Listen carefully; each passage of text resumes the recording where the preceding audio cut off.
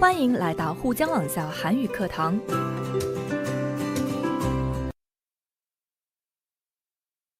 여러분 안녕하세요. 오늘도 한국어로 이야기해 볼까요? 과제 1. 말하기. 다음은 경제 전문가가 말하는 돈을 모으는 방법입니다. 여러분도 자신이 하고 싶은 일에 계획을 세우고 어떻게 돈을 모을 수 있을지 보기와 같이 이야기해 보십시오. 돈을 모으는 방법. 집을 사기 위해서 월급의 40%는 저축을 한다. 노후 자금을 모으기 위해서 30대에 연금에 가입해야 한다. 노후 자금은 은퇴 후에 수입이 없을 때를 대비하기 위해서 모으는 돈입니다. 예상 외의 지출을 생각해서 보장성 보험에 가입해야 한다. 보장성 보험이란 사람의 생명과 관련하여 사고가 생겼을 때 피보험자에게 약속된 것을 제공하는 보험 상품을 말합니다. 보통 재해보장보험, 암보험, 건강생활보험 등이 보장성 보험입니다. 반면 저축성 보험은 목돈 마련이나 노후 생활 자금을 위한 보험입니다. 짧은 시간에 은행보다 높은 수익을 올리기 위해서 적립식 펀드에 가입한다. 여기서 적립식 펀드는 일정 기간마다 일정 금액을 나눠서 장기간 투자하는 펀드를 말합니다. 소비를 줄이기 위해서 체크카드나 현금을 사용한다. 돈을 모으려면 저축은 저축대로, 투자는 투자대로 모두 필요하네요. 전문가와 상담을 해야겠어요. 선생님과 함께 보기의 내용을 살펴볼까요? 요즘은 젊어서부터 계획적으로 돈을 모아야 한다고 하는데 전 가능하면 빨리 집을 사고 싶어요. 어떻게 해야 돈을 빨리 모을 수 있을까요? 집을 사자면 월급의 40%는 꼭 저축을 해야 합니다. 그렇게 하지 않으면 목돈을 만들 수 없어요. 그럼 노후 자금을 모으기 위해서는 어떻게 해야지요? 노후 자금을 모으자면 30대부터 연금에 가입해야 해요. 늦게 연금에 가입하면 한 번에 내야 할 돈이 너무 많아서 부담이 될 거예요. 돈을 모으자면 적게 쓰고 많이 모으는 게 가장 좋은 방법이겠죠? 자, 두 가지 계획이 나와 있네요. 유학을 가려고 한다. 자동차를 사려고 한다. 유학을 가거나 자동차를 사려면 돈이 필요하겠죠? 돈을 어떻게 모을 수 있을까요? 유학을 가려면 돈이 많이 들겠죠? 그러니 월급의 60%를 저금해야 할 것 같아요. 그리고 소비를 줄이기 위해서 체크카드나 현금을 사용해서 과소비를 막아야 해요. 자동차를 사기 위해서 돈을 모아야 해요. 어떻게 모을 수 있을까요? 매달 월급에서 30%를 저금해야 해요. 그리고 소비를 줄이기 위해 체크카드나 현금을 사용해서 불필요한 물건을 사지 않도록 해야 해요. 여러분은 어떤 계획이 있으세요? 선생님은 남미 여행을 가고 싶어요. 남미의 여러 나라에 가고 싶었지만 너무 멀다는 핑계로 아직 가보지 못했어요. 남미 여행을 가려면 어떻게 돈을 모을까요? 여행 가면 수입이 없으니 이재 상품에 가입해서 매달 일정한 이자를 받아서 여행비로 써야겠죠? 여러분은 어떤 계획이 있으신가요? 선생님과 함께 보기와 같이 한번 이야기해 볼까요? 요즘은 경쟁이 심해서 앞만 보고 가느라 제가 하고 싶은 건 아무것도 못했어요. 더 늦기 전에 6개월 정도 남미 여행을 가고 싶어요. 6개월 정도 남미 여행을 가자면 여행비를 마련해야 합니다. 6개월 동안 여행비는 어떻게 할 생각이세요? 남미는 물가가 싸기 때문에 그동안 모은 돈을 쓰면 됩니다. 그래도 6개월이나 여행을 하면 여러 가지 부담이 큽니다. 부담을 줄이자면 돈을 더 모아야 합니다. 그동안 모은 목돈이 있으시죠? 그 돈을 이재 상품에 가입하는 게 좋을 것 같습니다. 그렇게 해서 매달 이자를 받아 여행비로 쓰세요. 선생님은 남미 여행을 꼭 가고 싶어요. 지금부터 어떻게 하면 갈 수 있을지, 어떻게 하면 돈을 모을 수 있을지 한번 고민해 봐야겠어요. 여러분들은 어떤 계획이 있으세요? 또 그 계획을 위해서 어떻게 돈을 모아야 할까요? 한번 생각해 보세요. 과제 2. 읽고 말하기. 첫 번째, 여러분은 어떻게 돈을 모으는 것이 가장 좋은 방법이라고 생각합니까? 체크하고 이야기해 보십시오. 1. 무조건 안 쓴다. 2. 은행에 저축을 한다. 3. 사업을 한다. 4. 부동산 투자, 주식 투자 등 돈을 벌 수 있는 곳에 투자를 한다. 그리고 그 외 기타 방법. 여러분은 어떻게 돈을 모으는 것이 가장 좋은 방법이라고 생각하세요? 선생님은 돈을 모으자면 은행에 저축을 하고 부동산 투자나 주식 투자 등 돈을 벌 수 있는 곳에 투자를 해야 한다고 생각해요. 돈을 모으자면 적게 쓰고 많이 벌어야 하니까요. 여러분의 생각이 궁금해요. 한번 말해보세요. 두 번째, 다음은 부자가 된 사람들의 이야기입니다. 읽고 질문에 대답하십시오. 먼저 자린고비의 이야기입니다. 여기서 자린고비란 재물을 아끼는 태도가 몹시 지나친 사람을 말합니다. 구두쇠라고 하기도 하죠. 먼저 선생님과 함께 이야기를 보겠습니다. 조선시대 가장 유명한 자린고비 조르게에 대한 이야기이다. 그는 열심히 일을 했고 또 무슨 일이든 하기만 하면 잘 돼서 곧 부자가 되었다. 그런데 조룩은 재산이 많아질수록 더 구두쇠 짓을 했다. 하루는 팔이 다리에 묻은 간장이 아깝다며 쫓아가 잡아서 다리에 묻은 간장을 빨아먹기까지 했다. 그러던 어느 날 밤 하인이 조룩에게 급히 달려와 족제비가 닭 한 마리를 물고 갔다고 했는데 조룩은 그것이 하늘이 자신에게 준 복이 끝나고 앞으로 재물이 나갈 의미라고 생각했다.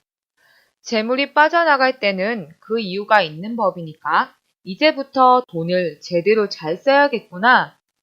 다음 날부터 그는 가난한 농부들에게 논밭을 골고루 나눠주었다. 이 소문을 들은 왕은 그를 위해 자린고비, 즉 어질고 자애로움을 기념하는 비석을 세워주었다. 65세의 나이로 세상을 떠날 때 그는 유산 하나 못 받은 아들에게 내가 써야 할 돈은 내가 스스로 벌어서 살아라 라고 말했다. 질문을 살펴볼게요. 1번. 조룩은 어떻게 돈을 모았고 부자가 된 후 어떻게 생활했습니까? 조룩은 열심히 일을 했고 또 무슨 일이든 하기만 하면 잘 돼서 곧 부자가 되었습니다.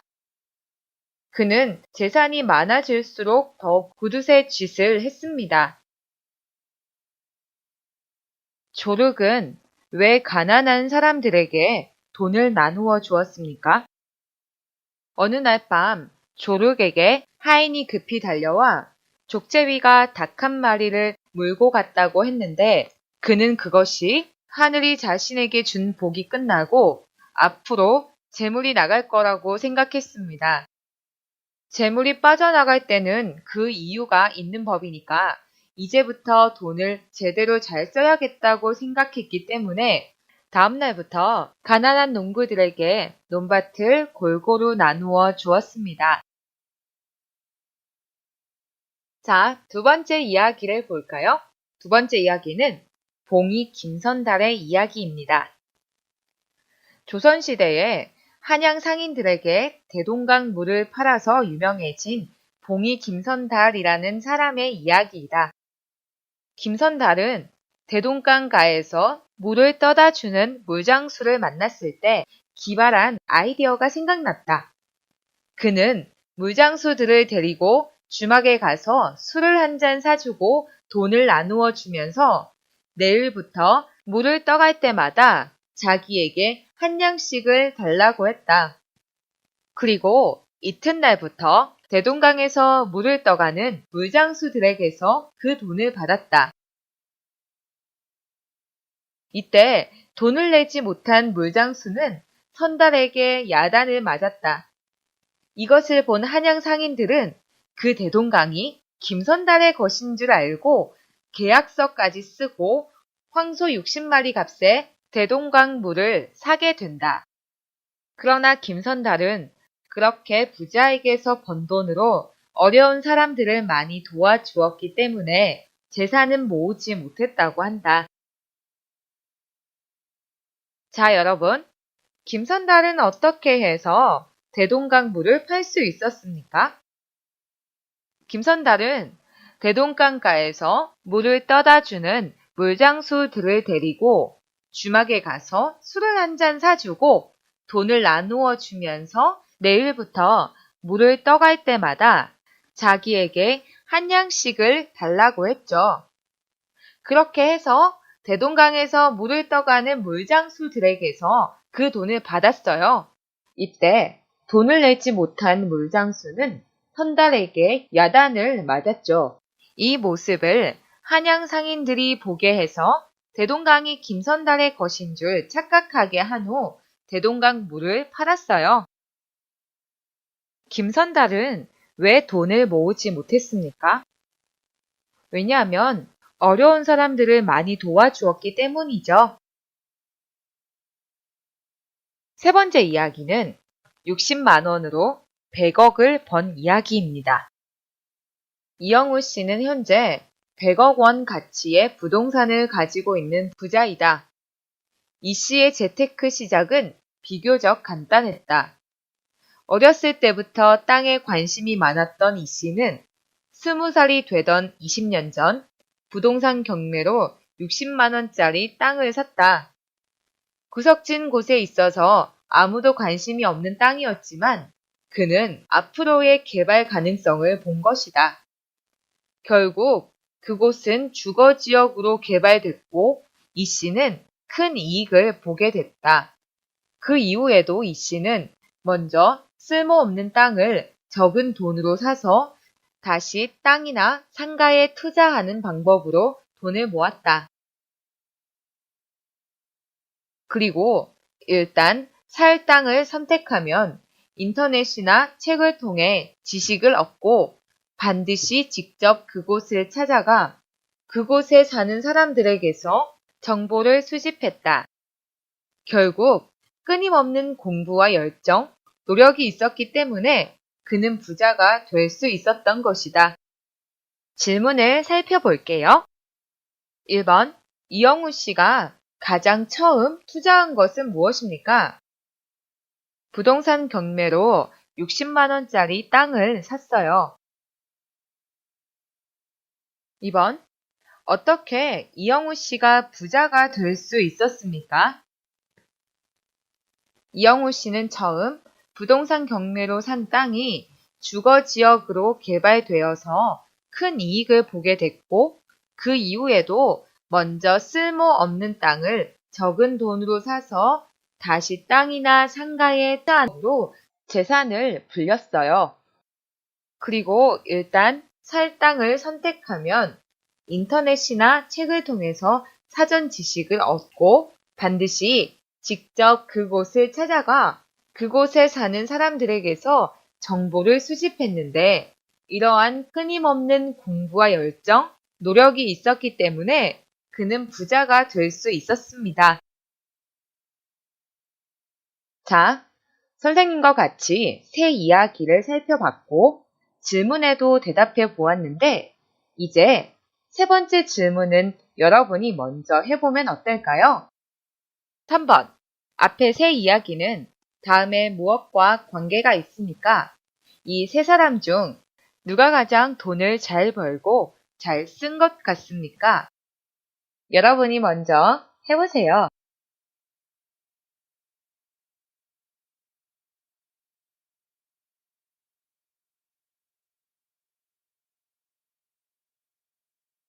1번 이야기는 무엇과 관계가 있습니까?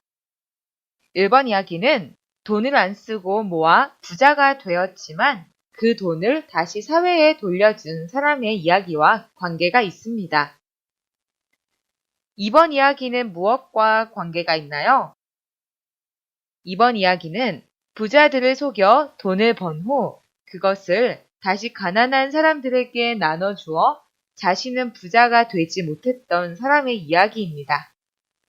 그리고 3번 이야기는 적은 돈을 남들과 다르게 투자해서 부자가 된 사람의 이야기죠. 여러분은 이 세 사람 중 누가 가장 돈을 잘 벌고 잘 쓴 것 같다고 생각하세요? 선생님의 생각은 다음 질문에 말해 볼게요. 자, 세 번째. 여러분은 어떻게 돈을 벌고 싶습니까?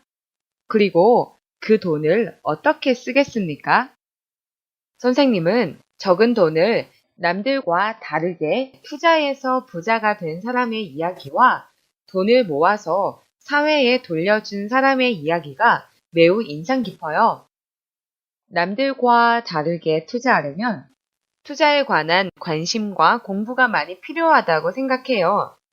또 돈을 모으자면 저축과 투자를 적절하게 해야 한다고도 생각해요. 그리고 돈을 벌면 저도 사회에 돌려주고 싶어요. 그렇게 돈을 의미 있게 쓰고 싶어요. 여러분은 어떻게 돈을 벌고 싶은지 또 그 돈을 어떻게 쓰고 싶은지 한번 생각해 보세요. 그리고 한국어로 이야기해 보세요. 여러분, 오늘은 경제에 관련된 글을 읽고 비교하는 것을 해보았어요. 어떠셨어요? 돈을 모으는 방법에 대해서 생각해 보게 되셨나요? 연세 한국어를 공부하다 보니 오늘 당장 한국에 가더라도 적응하는 데 문제 없으시겠죠? 여러분, 오늘은 여기까지입니다. 바이바이.